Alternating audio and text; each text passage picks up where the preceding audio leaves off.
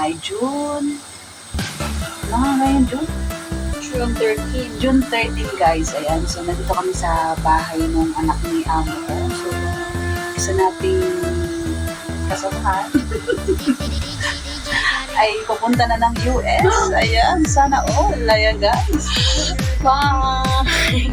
Pupunta na siya ng US. Oh. Taway apam. Sana all may apam. Paano kaya makakarap ng apam? Mga anak-anak na kaya po.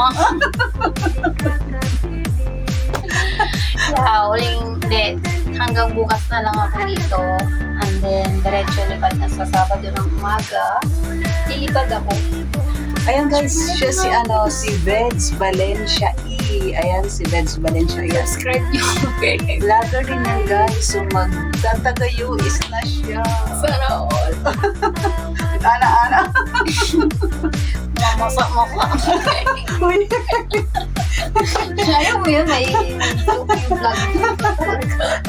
Diba? Dapat di boring yung buhay natin.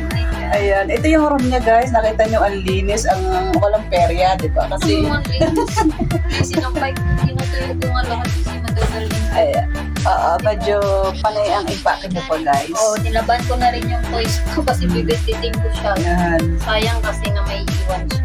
Kaya, First time. So, yun lang na nag-enjoy naman ako dito sa HK. Super Kahit tama fun. dito sa amin. Itong taon at 3 buwan ako.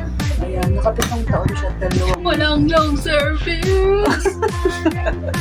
Okay lang. Okay lang yun, may apong ka naman. Ang importante maganda ang naging buhay natin dito. Kahit paano, di ba? Yung hindi masyadong na-stress ang buhay. Kaya, kulang tayo sa buhay natin. Kahit saan man tayo magpunta. Kailangan nating magpakayaman. May mo ako dun Oo naman. Pag-focus na ako kasi siyempre wala na akong nakita. Kumbaga, wala ka nang kakapulit na may umalingking. Yung ganun ba? Ang kulang na kaya ang kapulong. Wala nga kaming bahay dun. Nakapulog sa Wala nga, nagre-renta nga lang. Eh, di ba, kung naglo ka nakabigyan na natin ng bahay, tapos pag kailangan ng katulong, ako na lang yung katulong mo. Magiging asawa nga ako, hirap-hirap na ipag-issue katulong. Alam mo kung magkano ginastos. Yung dito lang ha. Ang laki ng ginastos ko, nakaubos ako ng 13,000 Hong Kong bata. 15,000 Hong Kong.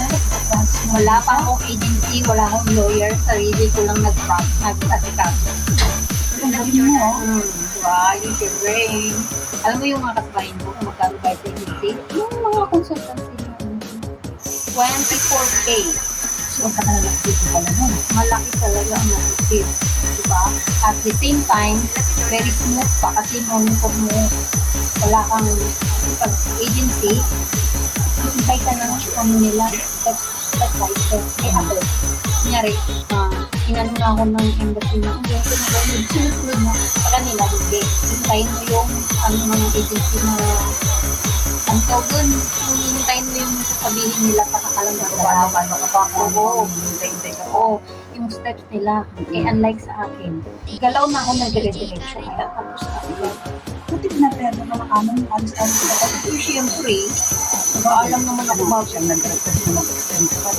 Hindi, nagpaalam naman ako bago nung na-approve kami ng trabaho. Nagpaalam naman ako kung okay ba na dito ako. Dito ako. Kaya ako Maynila.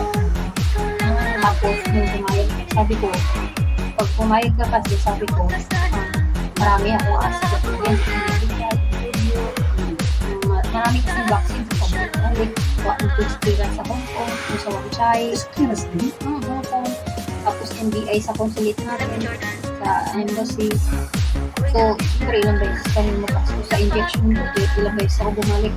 Apat, labas. So, last. Tapos, yun, kasi okay naman sa kanila. Kasi nga, nag-agree siya na okay. Kasi kung hindi, uwi ako ng Pilas. Diba nung dati na sabi ko sa'yo, pala ka na ako nga eh. Nakukulit na ako. Eh, nung nalaman ko na dito pala, sa Hong Kong na interview, yun, sinabi ko sa kanya, dito bakasyon sila ng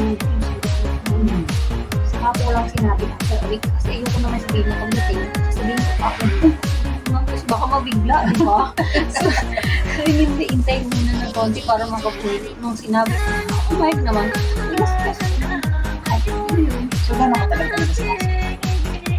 Hindi naman siya totally asikaso. Kumbaga, yung mga papel ko lang na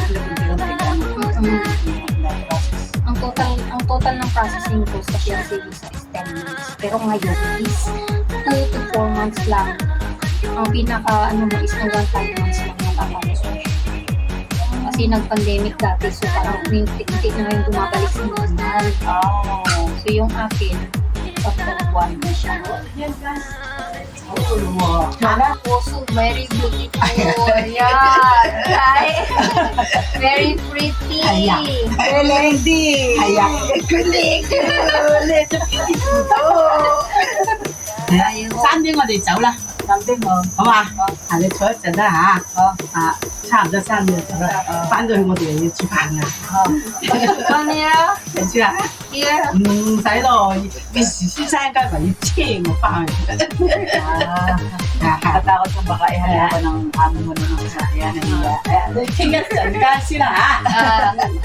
Someday, ciao la. Hindi, pinatay ko kasi sabi ko, pumasok siya. Hindi, masali siya sa, Na-stop nga eh. Hindi, pinatay ko nga. Ayaw pa sabi ko, ba't wala?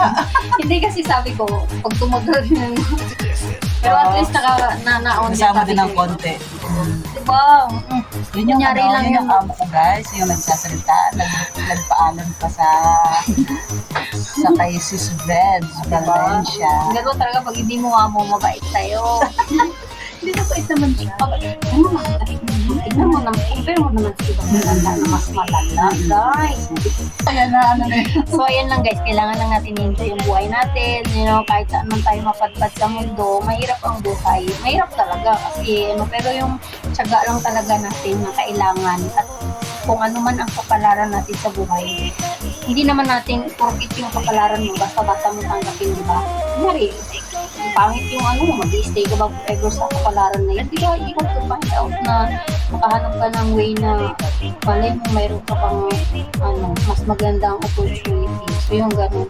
Kasi sa akin, hinintay ko talaga yun ng 7 taon. Hindi ako basta-basta yung kasama ba o mag-asawa nang wala ako sarili.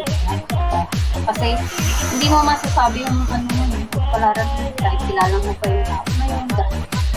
Ang sabi nga no matter how, it doesn't matter who is your husband will be, who is your parents, kung may sarili silang pera, ikaw mismo sa sarili mo, dapat may sarili ka. Be financially independent. Ganun! Tama. Ay, maging wise ba? Maging smart ba? Kasi ako wala mo na kasi sabihin nga nila, single ka. Mas marami akong obligasyon na single talaga. Pero marami din ako kilala dito sa Hong Kong na single pero mas walang pera. Mas walang Mas walang pera. pera single. Mas okay pa nga yung nanay ka kasi marunong ka sa pera gawa na hindi ka nakukulang trabaho, diba? 14 years ka na kung 14 years and 6 months. kasama sa Singapore. Oo. So, wala akong ipon sa Singapore kasi wala pang kalahati ang tinatawag ko doon dito. Ang tawag ko sa Singapore is 11 to 12,000. Pang 7 years ko lang ang naka 15,000 pesos. Hindi naman nun, yung parang nasa Pilipinas na. Hindi nakikablood nun. No, talaga, hindi kasi dati kasi medyo okay pa, hindi pa ganun kamahal. Pero, hindi ka yung sasabihin mo makapagpatayo ng bahay. Hindi talaga. Kung compare mo dito sa Hong Kong, kahit pa paano, mga volume. Hindi, kasi nga may anak ka naman. Ay, dalaga pa kaya ako. Dalaga pa daw guys. Ang amo ko guys, at saka amo niya is Magnanay. Mag-ina. Sa akin yung lola, sa kanyang anak. Pero hindi pa ako mukhang lola. Pero hindi ko na siya kilala. Pinakilala. Yung nagpakilala sa akin, sa kanya, ay nagbigay pala sa kanya, yung pangalan ko is friend ko sa Singapore as OFW din. Diba? Yung ka-building ko sa Singapore, na kaibigan ko, is kapitbahay niya itong kamag-anak ni fiancé. So, parang naging friends sila sa Facebook ba? Na-recommend ka. Kaya nakalala ka lang. Oh, so nag-ano siya na, may friend ka ba na single? Oh, di ba? Ganun lang yan. ayan na. Dahil lang sa ganun na refer lang pala Diba, yun. ordering ng America, bleh. Sa mga nag-hate sa atin na mga ano dyan, hanggang dyan lang kayo. Charot lang, joke lang yun guys. Hindi tayo hindi ko alam yung iba, anong ibig sabihin ng pagiging humble nila. Kami kasi, siyempre, content creator kami. Kung ano yung gusto namin na i-upload, yun na yun. Pero wala namang Yun lang yan. Konting marites lang guys. Ayan. So, pangit pag boring ang buhay. Yung KG ka pa siya. Diba? Kailangan, enjoy lang. Tignan mo, magsisimplenta na kami bata pa. 20 pa kaya ako dati guys. 50 agad. 20 lang dati yun. Ayan, single talaga siya guys na pupunta ng US. So, pinalad ng kapalaran. Ayan, si Veds Valencia A. Ayan, Yay! paki-subscribe na lang sa may gusto. Oo. Sabi ko nga, di ba, hindi talaga ako makapagpalipad. So, gusto ko talaga magpalipad. Dati nag-download ako ng Alipay. Kasi sabi ko, baka may himala na kasi nga lumalabas doon. Ay, di mo na ako palipadan. Basta support ka lang pag nandun ka pa. Kahit naman di ako kasi hindi ko minsan nagta-timingan yung premiere manakaw. Kasi hindi man ako nag-standby sa YouTube na. Sa Facebook. So, pag nakita ko, yun naman naman ako. Ayan, last message mo. Bago natin iyo. So guys, don't forget to like, comment, and subscribe to Miss Nieva Tena. Diba? Ayan. Siya po ang nagturo sa akin mag-YouTube. O ngayon, magdadalawang sahod na rin. O diba? O nga, ako nga pala nagturo sa'yo, no? Nakalimutan ko. Yun yung ipa-vlog ko sana na kasama nandito ka, diba? Yun ang ipa-vlog ko. Ay, palag mo. Sayang. Ayun, guys. Siya po yung nagturo sa akin kung ano yung gagawin sa Kasi YouTube.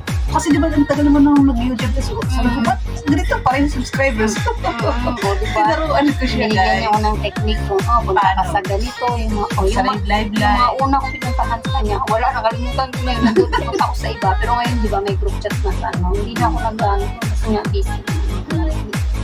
So, yeah. Thank you guys! God bless. Salamat. Ingat ka sa iyong bagong buhay. Maraming salamat sa iyo, si Veds Valencia.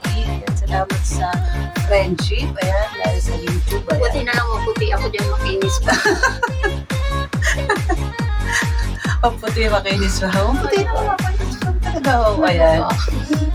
Ayan. Thank you for watching and bye-bye guys. Veds, ingat ka. Bye! Mwah-mwah. See you na lang sa YouTube. Bye-bye guys.